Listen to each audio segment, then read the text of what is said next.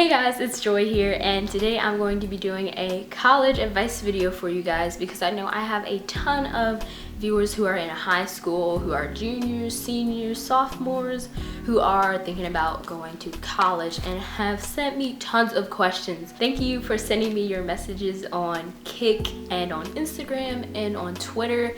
If you have any questions that are personal or about you specifically that you want to ask me, you can hit me up with all the links in the description box. I just love talking to you guys. I'm such a nerd, but it's just fun to help some people out who are going through what I'm going through right now.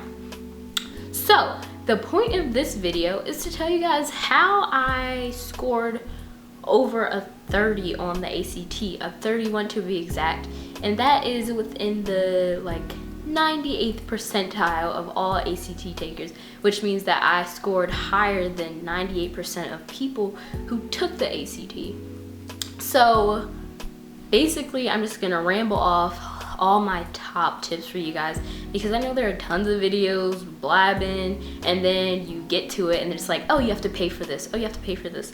Well, I'm telling you, you can raise your ACT score by at least 2 points by following these tips, no matter what score you have, whether you have a 25, whether you have a 20, whether you have a 32 right now. If you haven't been doing these things and you start to do them with enough time to practice, I guarantee you your score will be going up with these tips. So for the purpose, I'm going to take these glasses off because I know that reflection may bother some of you guys, but they are still cute anyways. So I'm going to start off with the tips, and to begin with, we're going to talk about my stats and what I scored on each section. Okay, so I took the ACT a number of times, 4 times to be exact. Yes, I know, I took the ACT 4 times, and I took the SAT 1 time. And I know some of you are like, why would you do that? Don't colleges see how many times you took your tests, blah, blah, blah, blah, blah. Well, a nice thing about the ACT is that you get to choose which scores you send to your colleges. Therefore, you can create your own little super score and send it to your colleges. So I did end up sending all 4 scores to one school, and that was the University of Miami, and that was because they had a deadline and I really wasn't sure about it. Was I supposed to send my scores as soon as I took the test?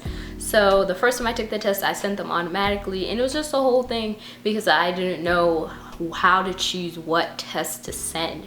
And maybe I'll get to touch on that in this video, but I'm not sure. I'll definitely do a part 2 to make sure I give you guys all the details. But let's just focus on how did I score. So I scored a 31 on the ACT, and I took it 4 times. I took it in April, September, October, and December. So April was in my junior year, and the other 3 were my senior year. And my December scores, even though some deadlines passed, I still sent it to all my schools because that was the time I got a 31 composite. So before that, I had a 31 super score, and I finally got the composite score. So my highest section scores were a 34 on the reading section, a 32 on the English section, a 30 on the math section, and a 29 on the science section. The first 3 times I took the ACT, I scored 29s. Each time I scored a 29, but the scores in each section fluctuated. And so I was frustrated because I had a goal to break a 30. So the last time I got my 31, and the first 3 times I took the ACT with writing, and the last time I took the ACT without writing because I just wanted to focus on the test portion, not the writing. And most colleges, if not all, I think Harvard is the only one that doesn't let you just send if you take the ACT without writing, as long as you send one with writing, they accept it. So now that you know what I scored, let's talk about what techniques I used. So the first time I took it was my junior year, and I did no prep for it, none at all. And I took it and I got the 29. And then I took it again in September, and I did a week or 2 of prep for it. And by prep, I mean minimum like none. And then I got 29 again. So my October, I was like, I need something that's gonna get me a higher score. So a family friend is an ACT and school tutor, and she helped me for about 1 hour a week for 4 weeks. And then I took the test again and I got 29 again. So for my December, I did no prep with her. I just focused on what I knew I was doing wrong. I knew how to score really well on the test, because my practice test, I was scoring my goal scores like 31s, 32s.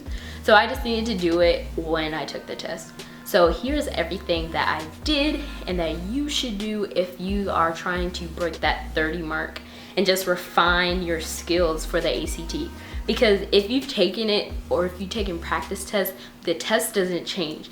The SAT, they switch around the questions a lot. The ACT asks the same types of questions in the same order every time.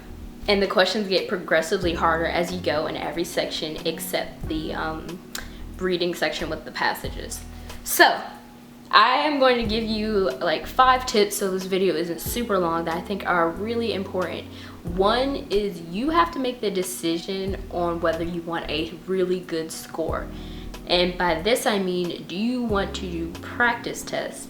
I suggest you take practice tests, but not like the full test. I suggest you do it by section. So I did about 3 to 4 sections of each section.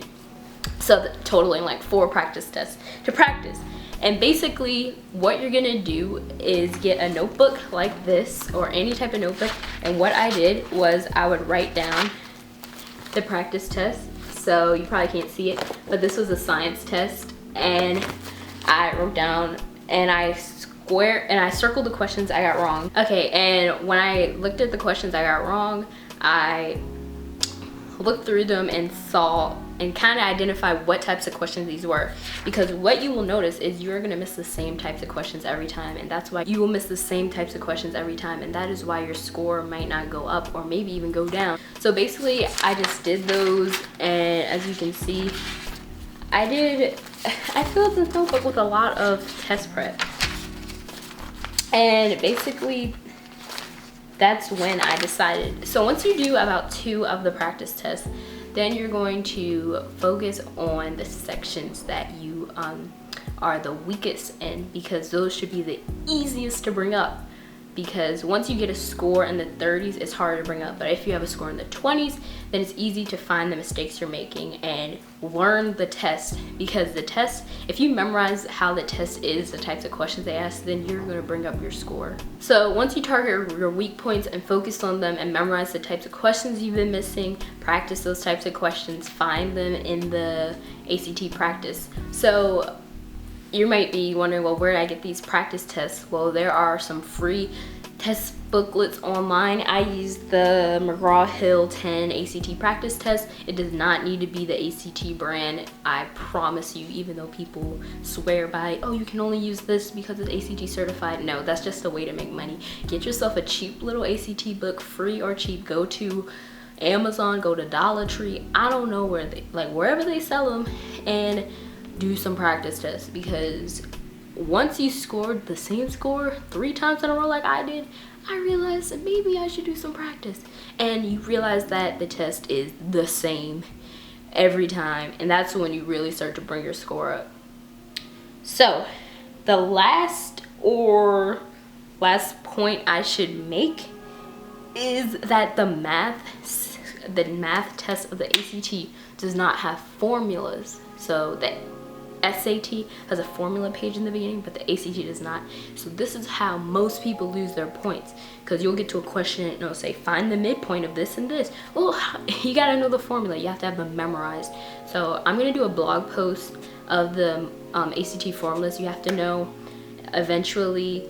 So be on the lookout for that. Maybe when I do my part 2, it will be up. Then the part 2 is really gonna be a Q&A and just tips I think about from now to then.